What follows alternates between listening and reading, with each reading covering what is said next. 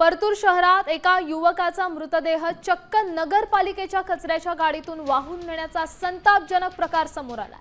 परतूर नगरपालिकेकडे 2 रुग्णवाहिका उपलब्ध आहेत आणि असं असतानाही शवविच्छेदनासाठी कचरा गाडीतून ग्रामीण रुग्णालयात नेण्यात आला।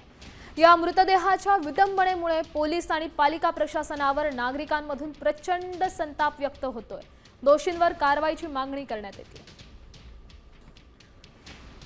तर मृतदेह हा कचऱ्याच्या गाडीतून नेला गेलाय।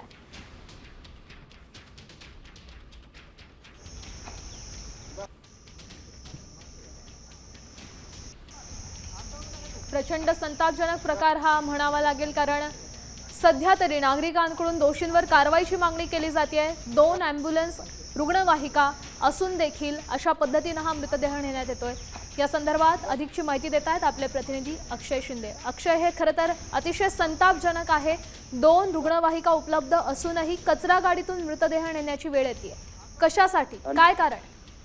नक्कीच खरं तर आपल्याला हा संतापजनक प्रकार तो जालन्यातील परतूर शहरामध्ये उघडकीस आलेला आहे। बेपत्ता झालेला तरुणाचा मृतदेह आढळून आला होता आणि अँब्युलन्स उपलब्ध नसल्यामुळे खरं तर परतूर पोलिसांवर कचराकुंडीच्या गाडीमध्ये मृतदेह नेण्याची वेळ जी आलेली आपल्याला पाहायला मिळते आणि यामुळे संताप व्यक्त होताना आपल्याला पाहायला मिळते। यावर काही कारवाईची मागणी केली जाते का? नक्कीच सामाजिक कार्यकर्ते जे परतूरचे यांच्याकडनं या सगळ्या घटनेची चौकशी करून संबंधितांवर कारवाई करण्याची मागणी करण्यात येताना आपल्याला पाहायला मिळते। नक्कीच, धन्यवाद अक्षय दिलेल्या या सविस्तर अपडेटसाठी। तर कचरा गाडीतून कशा पद्धतीने हा मृतदेह नेण्याची वेळ या नागरिकांवर आलेली आहे। अतिशय संतापजनक प्रकार म्हणावा लागेल। जालन्यात हे सगळं घडलंय।